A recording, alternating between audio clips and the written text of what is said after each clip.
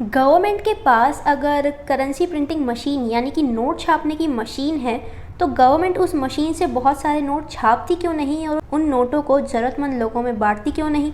तो Indian government ने तो ऐसा नहीं किया, बट आज इस वीडियो में हम ज़रूर ऐसा करके देखेंगे कि अगर हमारी जो आरबीआई है वो बहुत सारे नोट्स अगर प्रिंट कर दे तो क्या उससे अनएम्प्लॉयमेंट यानी कि बेरोज़गारी ख़त्म होती है।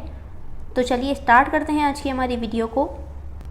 तो बात करते हैं एक ऐसी कंट्री की जो कि बहुत ही छोटी सी कंट्री है, फॉर एग्जांपल जिसमें 3 लोग रहते हैं।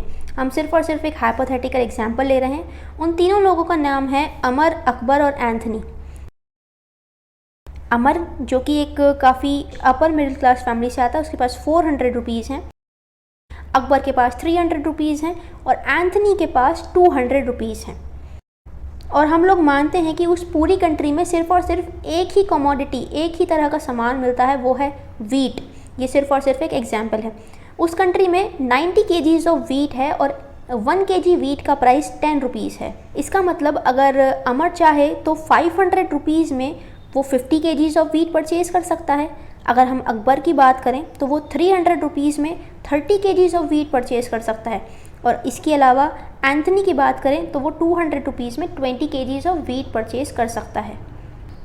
तो अब गवर्नमेंट ने सोचा कि क्यों ना बहुत सारे नोट्स प्रिंट कर दिए जाएं। उससे होगा क्या कि सभी लोग जो हैं उनमें हम डिस्ट्रीब्यूट कर देंगे इक्वल अमाउंट ऑफ मनी, जिससे सभी लोग अमीर बन जाएंगे।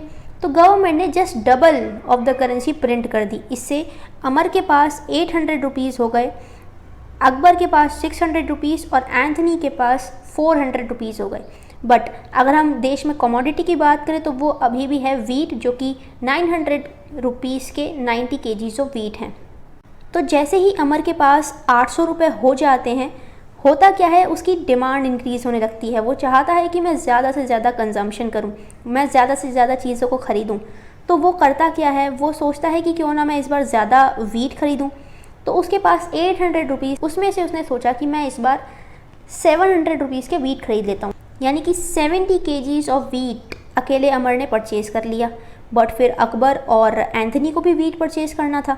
उनके पास भी अमाउंट तो है, बट कंट्री में वीट ख़त्म होता जा रहा है, बिकॉज वीट तो एक लिमिटेड अमाउंट में ही है। तो अब 90 में से 70 तो अकबर ने ही खरीद लिया। तो अब बचा है सिर्फ और सिर्फ 20 केजीज़ और ख़रीदने वाले लोग हैं 2।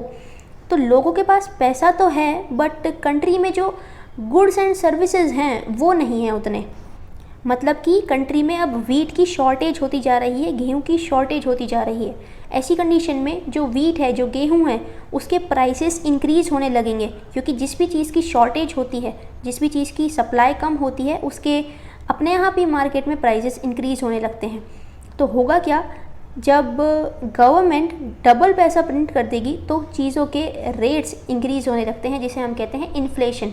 तो ये एक छोटा सा एग्जाम्पल था जिसे हम समझ सकते हैं कि अगर एक छोटी सी कंट्री की बात करते हैं तो किस तरह से डबल मनी प्रिंट करने से इन्फ्लेशन आ जाती है।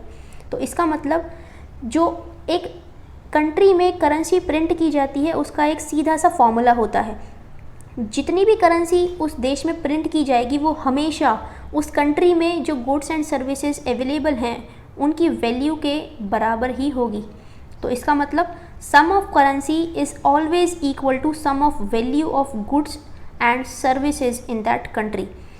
इसका मतलब अगर देश में 90 केजीज़ ऑफ वीट 900 रुपीज़ का है तो देश के लोगों के पास 900 रुपीज़ ही होने चाहिए। तो इसीलिए ही जो रिज़र्व बैंक ऑफ इंडिया है वो डबल मनी प्रिंट नहीं करता है।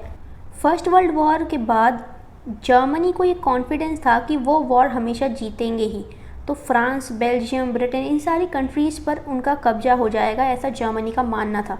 ऐसा सोचकर उन्होंने, जो जर्मनी की जो सरकार थी, उन्होंने वॉर जीतने के लिए काफ़ी सारे नए नए इक्विपमेंट्स खरीदने के लिए काफ़ी सारा लोन ले लिया। बट जर्मनी वर्ल्ड वॉर 1 में हार गई। तो इससे होता क्या है, जर्मनी पर काफ़ी सारा लोन आ जाता है और उसके रीपेमेंट के लिए वो काफ़ी सारा पैसा अपनी कंट्री में प्रिंट कर देते हैं। ऐसा करने के बाद जर्मनी में सीवियर इन्फ्लेशन की कंडीशन अराइज होती है। 1922 के एंड में जर्मनी में एक ब्रेड की पैकेट की कीमत 160 मार्क्स थी। मार्क्स वहाँ की करेंसी थी उस टाइम। बट जब उन्होंने बहुत सारा मनी प्रिंट किया 1923 के एंड तक पहुँचते पहुँचते एक ब्रेड के पैकेट की प्राइस 200 बिलियन मार्क्स तक पहुँच गई थी। तो समझ सकते हैं कि एक ब्रेड के पैकेट को ख़रीदने के लिए लोगों को काफ़ी सारे थैले भर के अमाउंट ले जाना पड़ता था। सो थैंक यू, यही थी आज की video. Hope you all enjoyed it.